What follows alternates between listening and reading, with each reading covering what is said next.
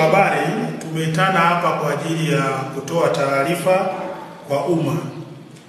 Jeshi la Polisi mkoa wa Njombe linapenda kutoa ufafanuzi wa tukio la kuuawa kwa mfanyabiashara aitwaye Elia Juma Msabaha mwenye umri wa miaka 27 huko katika kijiji cha Misiwa, kata ya Ipelele, wilaya ya Makete na mkoa wa Njombe.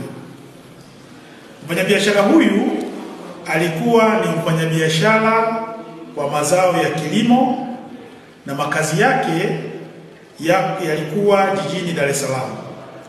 Tarehe 28 mwezi wa 8 2025 aliondoka Dar es Salaam na kuelekea wilaya ya Makete kwa ajili ya kununua mazao, na alipofika huko tarehe 29 mwezi wa 8 2025 aliuawa na mtu ambaye anafahamika kwa jina la Alfani John Mbilinyi kwa kumpiga na kitu butu kwenye paji la uso, kisha kuchimba shimo na kumfukia nyuma ya ghala lake la kuhifadhia mazao.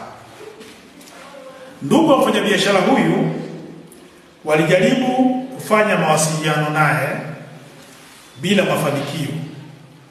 Walifunga safari mpaka Makete na kujaribu kumtafuta, hawakufanikiwa kumuona. Waliamua kufika katika kituo cha polisi Makete na kutoa taarifa ya kutoonekana kwa ndugu yao huyu. Jalada lilifunguliwa na uchunguzi ukaanza. Jeshi la Polisi mkoa wa Njombe lilifanikiwa kukamata watu wawili ambao ni Alfani John Mbilinyi na Amasha Juma Mwilo, dereva bodaboda. Baada ya mahojiano ya kina, Amasha Juma Mwilo, dereva bodaboda, alieleza kuna siku alimbeba kwa pikipiki Alfani John Mbilinyi kumpeleka hadi Uyole mkoani Mbeya, ambako walikwenda kutupa simu ya Elia Juma Msabaha ambaye ni marehemu ili asikamatwe nao na kupoteza ushahidi.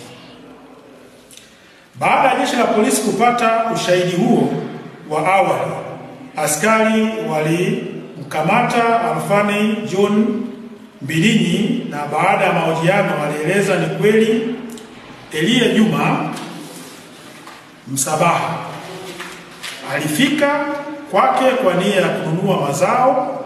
Aliona akiwa na kiasi cha fedha shilingi milioni 4,650,000, akaingiwa na tamaa, na kwa vile alikuwa anadaiwa benki akaamua kumpiga na kitu butu usoni na kufariki dunia. Baada ya hatua hiyo akachimba shimo nyuma la ghala lake na kumfukia. Baada ya maelezo hayo alikwenda kuwaonesha askari eneo alipofukia mwili wa Elia Juma Msabaha.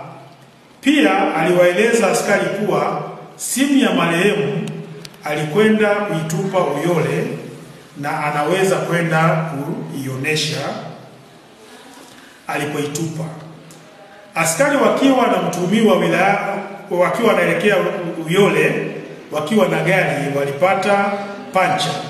Wakati wanabadilisha tairi ndipo mtuhumiwa huyo alikurupuka na kuanza kukimbia. Askari walipiga risasi hewani kumtahadharisha, lakini alikaidi. Askari walimlenga miguuni, ndipo risasi ikampata karibu na kiuno na kudondoka chini.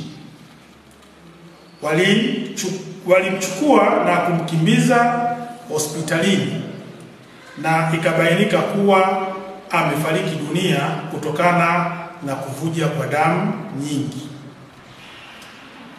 Jeshi la Polisi mkoa wa Njombe linatoa onyo kwa baadhi ya wananchi wanaoongozwa na tamaa, kujipatia fedha au mali kinyume na sheria za nchi, kuacha, kwa sababu madhara yake ni makubwa kwao na kwa wengine.